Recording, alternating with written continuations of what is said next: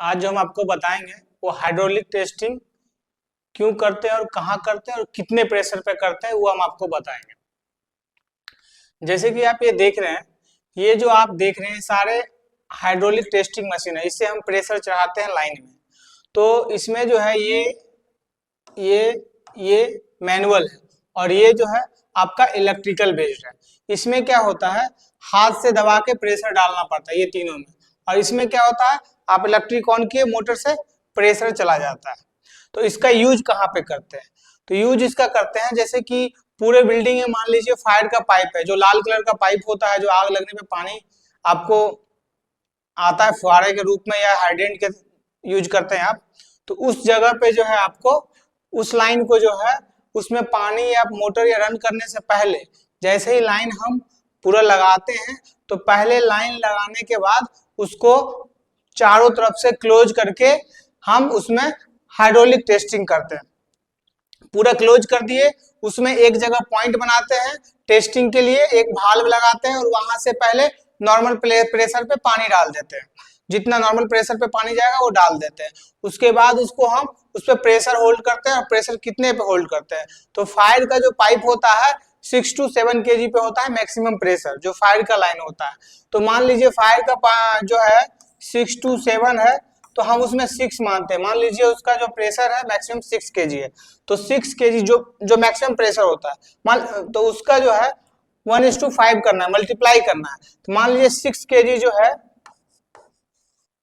पर centimetre square है maximum pressure उस लाइन का, मतलब किसी भी लाइन का, कहीं भी लाइन का, तो उसका जो है 1.5 प्रेशर होल्ड होगा, मतलब 9 kg प्रेशर होल्ड होगा, 9 kg सेंटीमीटर स्क्वायर। ये चीज आप याद रखिएगा, प्रेशर का जो यूनिट है केजी पर सेंटीमीटर स्क्वायर है।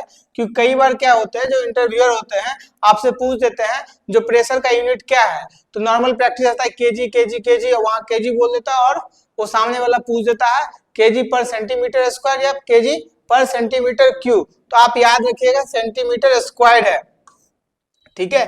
तो 9 kg पे से ये फायर का लाइन है, तो उसमें आपको 9 kg पे प्रेशर होल्ड करना है। तो होता क्या है, मान लीजिए ये पूरा लाइन है, चारों लाइन है, ये पाइप है, पाइप का लाइन है, इसमें बीच में भी एक लाइन है, एग्जांपल के लिए मैं ले रहा हूँ, ये सारे पाइप है, ये पाइप है। अब इस लाइन को चेक करना है जो कहीं लीक तो नहीं है। तो इसमें करते क्या है, एक पॉइंट बनाते हैं, उस पॉइंट में क्या करते हैं, एक भाल्व लगा देते हैं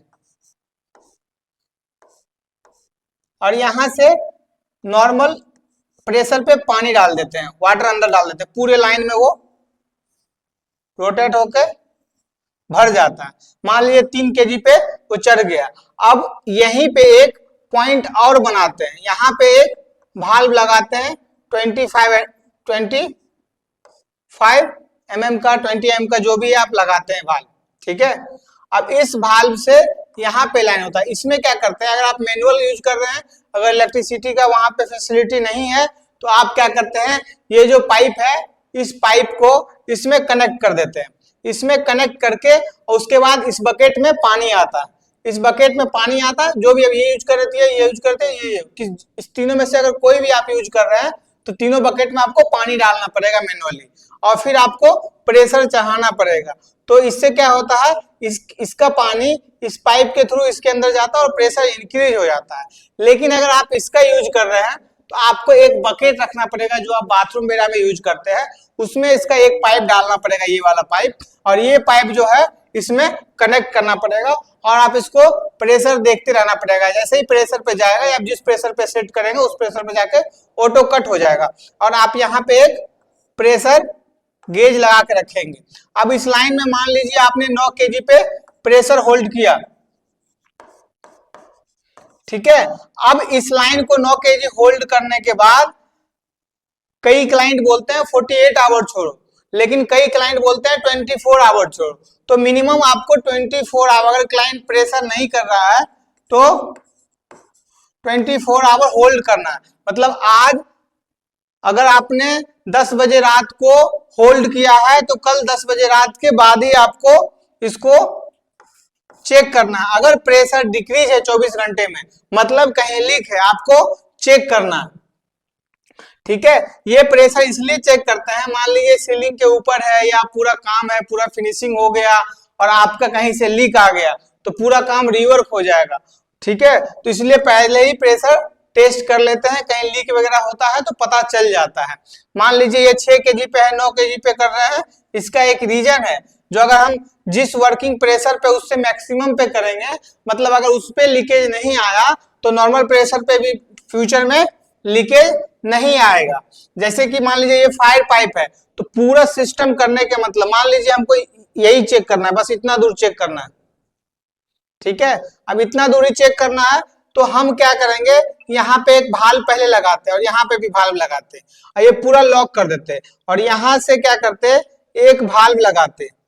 ठीक है, और यहाँ से फिर पानी को चढ़ाते और फिर इससे नॉर्मल वाला हम फिटिंग निकाल के और ये वाला पाइप लाकर फिर मैनुअली डालते और यहाँ पे प्रेशर गेज लगा हुआ है, तो हमें पता चल जाएगा इसमें प्रेशर जो है होल्ड हो रहा है नहीं हो रहा है 24 घंटे के चेक करने के बाद, क्योंकि यहाँ पे ना बहुत सारे फिटिंग है तो आप चाहें तो चेक कर सकते हैं। ऐसे ऑब्वियसली क्या होता है, पूरा सिस्टम एक ही बार चेक होता है ताकि बार बार टाइम वेस्ट ना हो।